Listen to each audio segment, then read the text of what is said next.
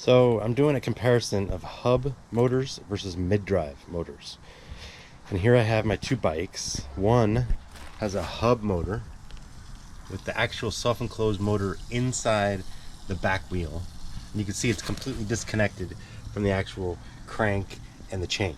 So completely different componentry and completely disconnected from the pedal drive system. Then on my other bike, we have a mid-drive motor, which you can see actually connects to the pedal crank and the pedal system. So it's integrated. All right, and there are a lot of advantages and disadvantages to both, and we're going to talk about them. But one thing I do want to point out real quick, look at the size difference of the hub. See how big that is? It's like a third of the wheel or half the wheel size. And then you got the mid-drive, which is much smaller. I've got some advantages and disadvantages of the hub and the mid-drive. And you saw in my intro that the hub is in the rear and it's completely disconnected from the pedal drive system, the crank, the pedals, the chain. And the mid-drive is in the middle of the bike, actually connected to the crank and the pedal chain and all that. A couple disclaimers before we get started. One, I am riding a Super 73. That was the bike on the left. It is having the whole Super 73, the new line of bikes they have, the new R series and the S2, are having tremendous problems with their hub motor. I think it's because of a defect in manufacturing. So we're gonna just kind of table that for now. And we're not gonna talk about the Super 73 hub motor in particular. We're just gonna talk about hub motors in general, okay? So let's just table that for this discussion anyway. All right, so let's talk about the hub motor. That's the one in the very back. And these are so the hub motor is a self-enclosed motor that's attached to the rear wheel. So it has nothing to do with the drive train of the car, of the bike. It's not attached to the chain, it's not attached to the sprocket, you know, etc. Okay, so there are various advantages to that, and then we're gonna talk about the disadvantages. The advantages are that because it's not connected to the chain, there's a lot less strain on the chain and on the shifters. So apparently, you know, any old chain would work fine on a hub motor, and you rarely if ever burn it out. You rarely if ever snap it, okay? Because the hub motor is self-contained and it's not affecting anything else on the bike, it has less components to fail, okay? And another important factor with the hub motor is because it's disconnected from the chain. If you were to snap your chain, or let's say your chain comes off and you're having problems putting it back on, you can still use throttle because the throttle has nothing to do with the chain. And on a mid-drive, you snap the chain or have a problem with the chain, you can't pedal or use the throttle, period. Okay? So the hub motor has the pedal drive system and the hub motor are completely separate. They're independent. Another thing is hub motors, because they've been around for like 10 years, they're mass produced, made in Asia. They found cheaper ways to make them. They're a lot cheaper than a mid-drive. A hub motor, a 1,000-watt hub motor, can go for about $200. An entire kit with the throttle and everything could go for $200. A mid-drive could go for $600 to $800 to $1,000. All right, now the disadvantages of the hub motor. It's a single gear motor.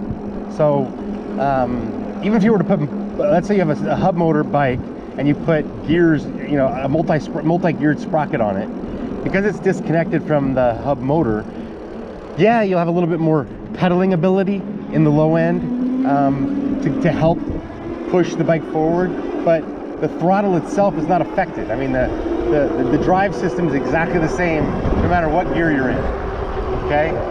So as opposed to a hub motor or a mid-drive, because the drive system is directly impacted by the mid-drive motor because it's connected, when you're in a low gear, you have tremendous torque.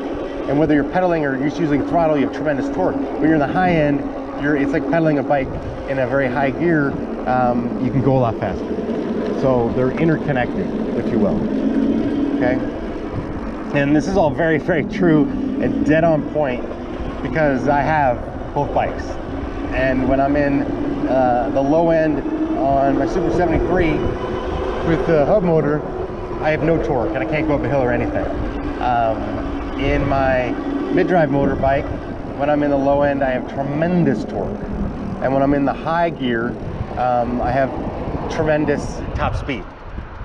Another disadvantage of the hub motor, you saw how much bigger it is. It's a lot heavier. So carrying your bike, putting your bike in your truck or in your car, pushing your bike uphill, it just got a lot more weight that it adds to the bike, okay? And we're talking about sometimes, you know, 2.5 times the weight of a MidDrive motor. Because the hub motor is in the back wheel, it's a lot harder to change the tire. You typically have to disconnect the motor, disconnect some zip ties, do some other things just to get the tire off. As where a MidDrive, it's just like changing a tire on a regular bike, and it could be you know, a quick release. Another thing is on a hub motor, because the hub is in the motor's in the back tire, a lot of bikes don't have quick release because they don't want people to be able to steal it, right? Makes sense. So instead of somebody stealing on a regular bike with a MidDrive motor, the rear tire and the wheel, they'd be stealing the rear tire, the wheel, and the motor. You also have less flexibility in the size of the wheel and the tire you get. So I actually bought Kenda tires for my Super 73, 20-inch by 4-inch, but because you know, this is a special size wheel to fit the hub motor, those tires didn't fit. So you have a lot less flexibility in the size of the wheel and the tires that you can get. They don't always fit. It's not a standard fit sometimes. With a hub motor, excuse me, with a MidDrive, you have a lot of flexibility. Okay, so that is the hub motor. Now let's talk about the MidDrive. You saw the MidDrive, that was on the bike on the right. That's an off-brand bike I have.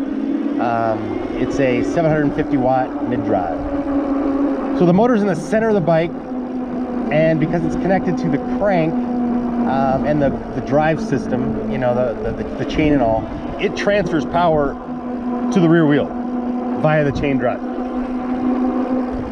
Advantages.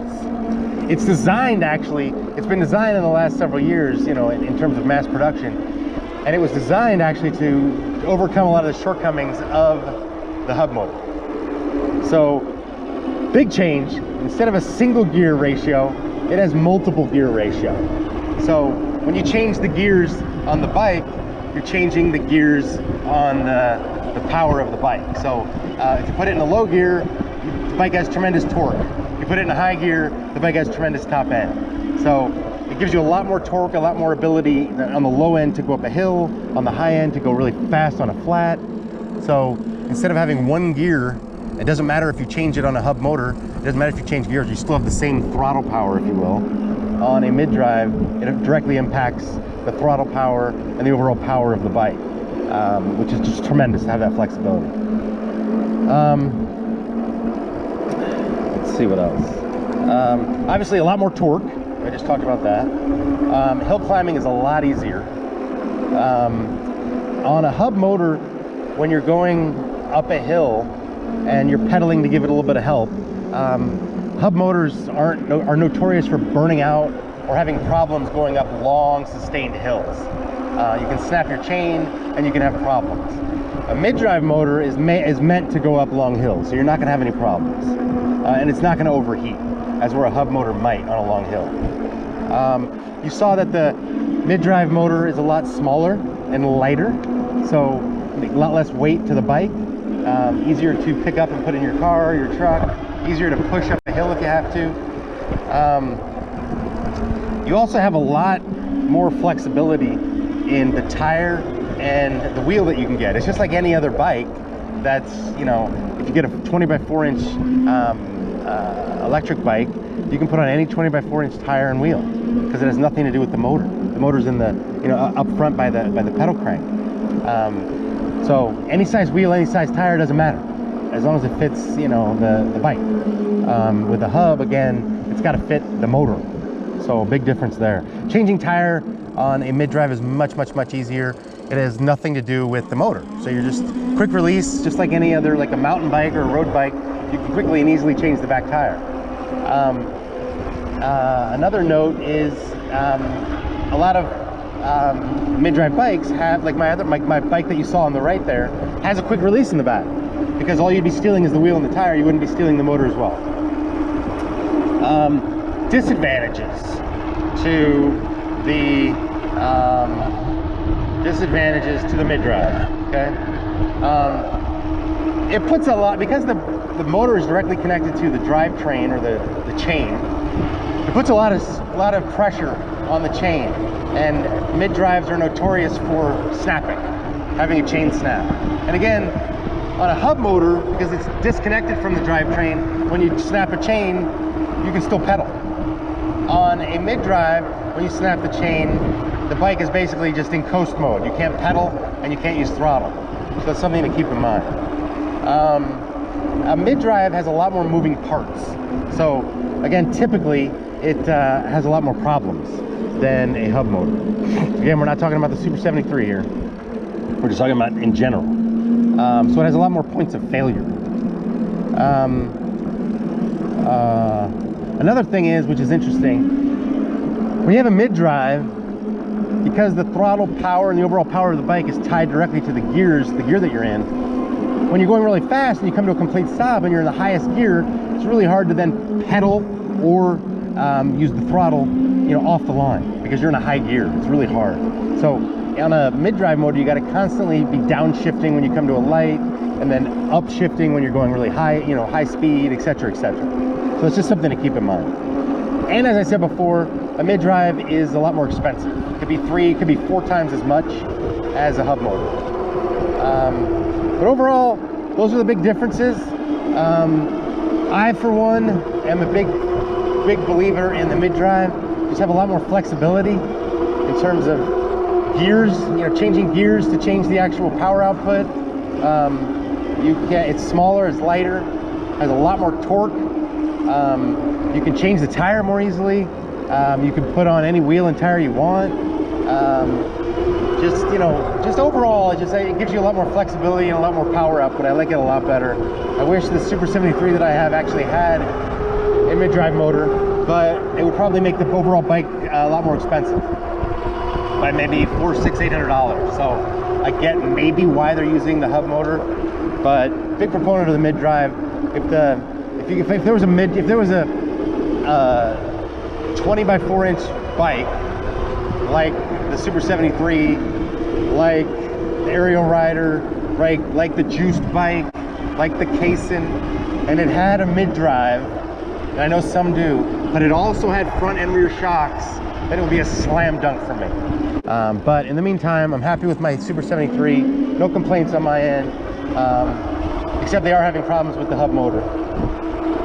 But overall, all things being equal, I like the mid-drive. So anyway, hope that helps you. Hope that provides you with some purchasing knowledge. Hope that helps you understand the differences. If you look at I have a video from like a month ago where I overall compare my mid-drive to my Super 73 hub motor bike, and you can just see the torque difference. Also, if you look at my last video from a couple days ago, or actually from yesterday, where I go up on my mid-drive from a dead stop, I go up a 19.2% hill bike, or 19.2% hill in Los Angeles.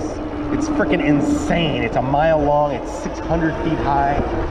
I could never in a million years do that on my hub motor, because on the mid-drive, I downshifted and I've got tremendous torque, and it's just way easier. I even put it in pedal assist 3 instead of pedal assist 5, and I still got up it. On my hub motor bike, Super 73, never in a trillion years could I do that. So anyway, hope this helps.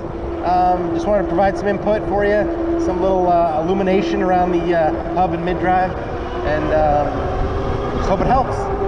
Anyway, please subscribe.